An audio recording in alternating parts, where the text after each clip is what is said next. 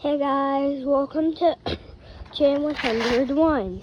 Today we will be making a paper airplane. First you need to find some paper, does not matter what size it is. And by the way, this is for absolute beginners. People who have never built a paper airplane before,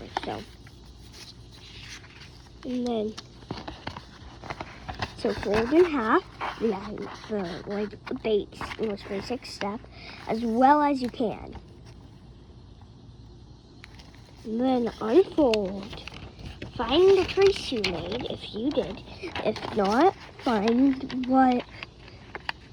a new piece of paper, redo that one. Fold the nose, like every single paper airplane guide makes you. Then you fold in half. Oh, sorry about that. Then you fold in half. Actually, you use the crease again to fold it in half. See?